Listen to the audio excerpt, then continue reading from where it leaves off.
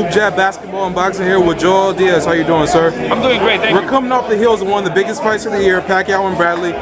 It was a much more exciting fight than the first fight, in my opinion. And the judges, I think, messed it up scoring-wise. I had to fight 7-5 Pacquiao. But what did you think about when you heard those? I heard one judge had it like 10-2. Well, the way it is in boxing is, there's always a favorite. Among the fighters, there's always a superstar, and there's the businessman in the ring. And that night was Manny Pacquiao's night. Everything was set for Manny Pacquiao to win. And the first fight, of course, it was a controversy, the decision. A lot of people were not happy with it. And now we're going to the second one, and it wasn't. I'm not going to tell you we won the fight, but it was much closer than the decision they gave. Yes. But nobody says nothing about it. Why? Just because it's Bradley and it's Pacquiao, I just see a little difference in them.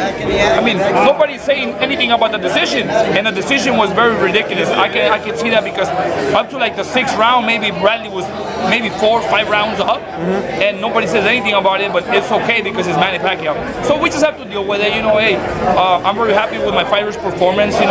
He closed the fight really strong, and at the end of the day, sometimes a loss can bring your stocks up.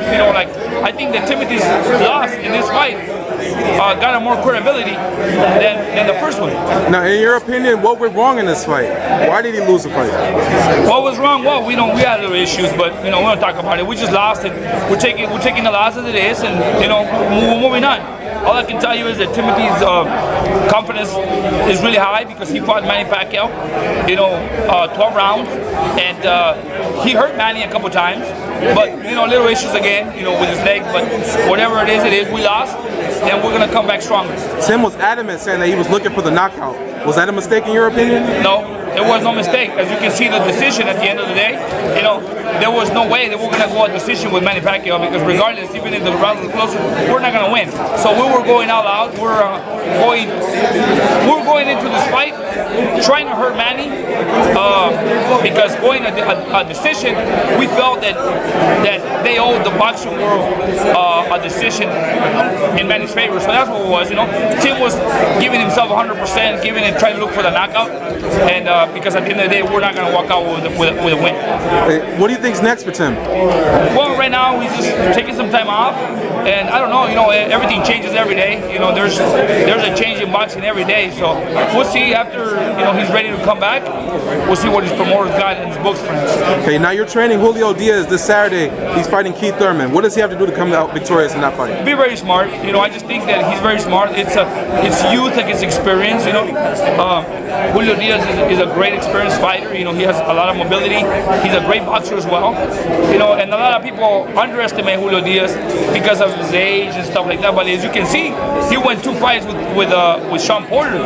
And I think the first fight, the draw, I think Julio beat Sean Porter. The second fight, yeah, we lost, but it wasn't dramatic. And look, Sean Porter comes and executes Paul Malignaggi, and Amir Khan couldn't do nothing to Julio. As a matter of fact, Julio had him hurt through the whole fight. So now a lot of people are counting him out. After he fought Amir Khan, put Amir Khan down, and he won 2 fights with Sean Porter. Don't count Julio out. Julio is a threat for anybody right now. It seems like he's kind of in the same position as Tim. Everybody's counting him out. Thurman's like the more hyped up fighter. So is he gonna go for the knockout? Because he doesn't want to take it to the scorecards. The thing is this: we're gonna fight a very smart fight. I know Keith Thurman is very his youth and he's very strong. So we're gonna try. We're gonna go in there with a mentality that we have to hurt him. We have to hurt Keith Thurman. He can get hurt. I saw Soto Carras hurt him in his fight. And I think Julio is a better fighter than Soto Carras. So all he needs to do is use his experience.